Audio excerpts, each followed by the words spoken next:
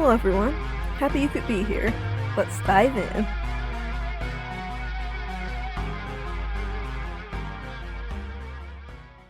Sit at My Grave, Season 3, Ego's Death, Chapter 37. What happened? Are you okay? What in the world's going on? I feel sick. What are you doing? The words were scrambled. Arden could hardly remember in which order she said them. He couldn't recall how he came back to the Neely's house either, or why the feeling of rejection felt so strong it made his belly sick just being there. He wanted to run and hide, listen to what told him to leave. None of this made any sense to his fearful mind, and perhaps that was the scariest thing, not knowing, feeling lost and terrified for his own life. It wasn't his own strength bringing him back to finish his research, Arden told himself. He held fast to that key around his neck. Determination fought with that fear. It battled his very human instinct of finding safety. Things were a blur still. He could only remember Chrissy had been upset with him, but otherwise, when she came home, she actually had been ill, which sent her parents into a frenzy. She managed to convince them it was her own fault, saying it was due to her running around, not eating or drinking properly. She even managed to put in a good word for him, too, as they both became skeptical of Arden. She told him it was thanks to him she got home safely, that he'd gotten her there, and went to look for a doctor afterwards. Arden could only silently say his thanks. He didn't know what that freakout must have looked like to her, or why she helped him, but he was grateful. That meant he got to stay and finish his research. The face and that scream, they rooted themselves in Arden's brain. Every move in the dark made him tense.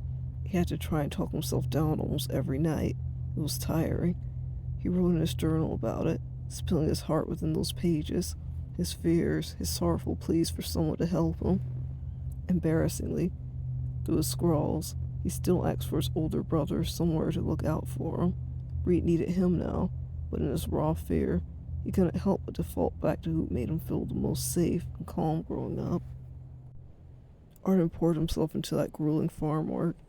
He wanted to work himself to exhaustion, anything not to be stuck in that state of being fatigued but awake, and his brain being poisoned with fear that rippled through his entire nervous system. When things began calming down a little, Arden was met with another challenge. It was lesser than the puzzle Arden had tangled in his brain, but another blockage still. Yay. It was late at night. Arden had fallen into an uneasy slumber. Even with the stress and genuine worry for what he'd gotten into, after so many uneventful days, he did calm somewhat, though he hadn't been able to shake the feeling buried in him that he shouldn't be here. Arguing had woken Arden up that night. He couldn't understand it exactly, still groggy and unable to make out the other language in that moment, but he cracked his eyes open, seeing light gently pulling in from his door being open. He finally started recognizing one voice to be Exili's, another one to be Helga, who sounded more concerned than arguing. Some other voice he didn't know was what woke him up more. That one sounded like it held the most irritation. Arden gripped his blanket, frowning. Surprisingly, he found himself more concerned for the situation than his own sleep. He and Exili weren't close. He was just his boss. It wasn't sugar sweet when they had to work on rougher stuff together, but he was never rude or unfair. So hearing what sounded like someone arguing at him, he had to believe it wasn't his doing. The argument settled. Helga saying something to Exili, who eventually walked off. She said something softly to the other person and seemed to walk away too. Arden peeked again, getting a glimpse of the person standing there. Blonde hair. He could make out an annoyed expression on his slightly bandaged face before he closed the door to his room. That had been the first nonverbal encounter between Arden and Yer. Arden had soon after that learned more about him. He was another farmhand. He apparently had worked there before just for a job. He always had a job offered with the Neelys when he wanted it, Helga being very close friends with Yer's parents. Arden didn't bother learning the history of that, but he did hear this wasn't just a normal job for Yer this time. However, Helga seemed very intent on making it seem that way. Yer hated him from the start, over something as stupid as a bed. Arden had apparently took the one he was accustomed to having when he stayed over. They shared that room now. The tension had stayed as they worked together, both seeming to constantly irritate one another. "You're doing that wrong." Yer's voice came from behind Arden. They were out in the field tilling rows. Exili gave them a set amount to get done before he left them. "Do it yourself," Arden spoke back. He had been trying to make himself a less irritable person in general, but especially after what he'd been going through, his mind had been elsewhere. He didn't have the time to fight with this guy. I've done my part. Work split in half. Yara commented, laying on a spading fork stuck on the ground. Then go inside, Arden suggested, glaring at him, his body tensing as he worked the ground. Yara scoffed. You know as well as I do, Mr. Neely told us to stay, help each other finish before starting a new task. Yara argued. Arden chopped down to the dirt roughly, gritting his teeth. That's crooked, Yara pointed out again. I'm not wasting my time arguing with an idiot, Arden growled, focusing back on his work. You're the one doing it wrong. How am I the idiot? Yara laughed at him. Arden sharply faced him, almost snarling, feeling a dull heat start to erupt slowly within the depths of his chest. He'd been fine within himself. There were times he almost felt in sync to the exaggerated thoughts that raced in him. Hey, Arden, Chrissy called, walking out, waving at him, just before he did anything. Arden threw a hand up to her in greeting. The weirdness between them had stayed for a while. He couldn't explain himself to her, and that was what caused some of the tension. However, while she didn't know what was wrong with him, she told him she didn't think he was untrustworthy or doing anything on purpose, and let it go. Arden still didn't know exactly what it looked like to her when he freaked out. They slightly hoped that she would already began feeling faint at the time. She didn't fully remember what happened either. Missy went back up to him, joined discussing the book she read, telling him all about the fancy knights and goblins she found in those pages, while Arden let it slip about him reading books with his neighbor's child before he came to her country, one of the times Chrissy dragged him away from his work, to which he remembered Chrissy saying, Aha! So you just act moody. You're actually a good guy. He remembered her smug-looking smile when she said it, and while he appreciated her thinking that, it still didn't feel good to hear. I'm heading out shopping. You want to go? Chrissy asked. Arden opened his mouth, but Yara beat him to it. He's not finished working yet. He keeps screwing up, he yelled back. Nice having you here again, Chrissy replied sarcastically. Remind me when you're leaving. I'd like to throw a party in celebration, she replied, rolling her eyes at him. Shut up. You don't belong out here anyway. Why don't you quit your jabbering and get back to the kitchen instead of spending your daddy's money all the time? Yara waved her off, moving to grab the tool from Arden's hand. Arden grabbed his wrist lightly, shoving him. He wanted to do more, but he was desperately trying to control himself. Every time they were together, he seemed to feel violent.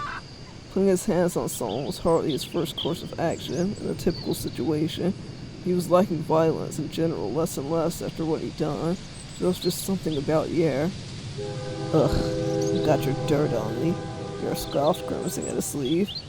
Arden ignored him, turning back to Chrissy. I can't go after work, he told her. It was obvious he was busy, but he was finding himself not being so annoyed with others' questions nowadays, not when he had so many himself. Chrissy's face fell a bit, but she smiled still. Okay, some other time, she agreed, about to turn to leave. Oh, before I forget, we got word my grandfather will be home very soon, she announced. Arden's eyes lit up. He clenched his pickaxe. Thank you for letting me know, he spoke suddenly. The words felt weird coming from him. They did have her and his family to thank for a lot. Ooh, does he use please and thank yous now? What's happened to my moody, broody boy? Chrissy teased. She giggled before walking back in the house, shutting the door behind her. Ugh, I can't see why she tolerates you so much. No, actually, I guess someone like her can't have too high of standards, you know? Yara commented, flicking dirt on Arden. Arden wiped away at it, his glare cutting the air. You're insufferable, Arden spat. That's you. You talk in your sleep is very annoying, Yara replied, rolling his eyes. Anyways, I thought you didn't have time to argue. Maybe try getting back to work, he continued before leaning on his handle again to watch. Arden turned to get back started, but even as he tried, he couldn't stop the anger boiling within him. It was almost unnatural. He turned up suddenly, acting before he could think out what he was doing. He kicked the handle he had been rested on. The shake from it caused him to fall back, hitting the ground. Seeing him lay on his back, groaning before he got his bearings, wasn't as satisfying as it should have been. Thoughts told him to go further, strike while he was down. You're really acting like how you look. Childish, Yara shot back. He got up, ramming his shoulder into Arden, knocking him down into the dirt. The shock of getting knocked over so easily, despite his work, brought Arden back to reality. The feeling bubbling in him dissipated. Yet he looked down, taunting him again. Arden blocked out the exact words as he tried to get his focus back. He felt a wash of embarrassment over him, but otherwise tried to get back to work through his soreness, while his thoughts ramped back up. This wasn't like him, or maybe it was. Either way, he didn't care in that moment. He just wanted to shut Yuri up. But he didn't want to keep fighting back and forth. He hated the fact that he'd been feeling so out of control lately. They managed to get those rows done somehow, but not without squabbling most of the time. They continued to be like this, antagonizing each other whenever they could. In between it all, they'd agreed to random bets while working, nothing serious. Things like whoever got finished would get the room to themselves, or agreeing to convince Exili to let them work separately on certain things. And that was the most civilized either of them had been towards each other during the stay. But aside from the farm work and Yer, Arden's mind was focused on Advent's arriving soon. This would be his chance to finally get close to the information he was here for. Maybe his last chance. As far as he heard, Exili was already in the market for getting him his ticket home as promised. The life he'd been getting used to there was about to end. He had to remove the veil soon and see things for what they were, for what he made them. He just had to hope whatever information Advent had would be enough, or else this trip had been a waste, and he'd put Reed's resurrection in jeopardy.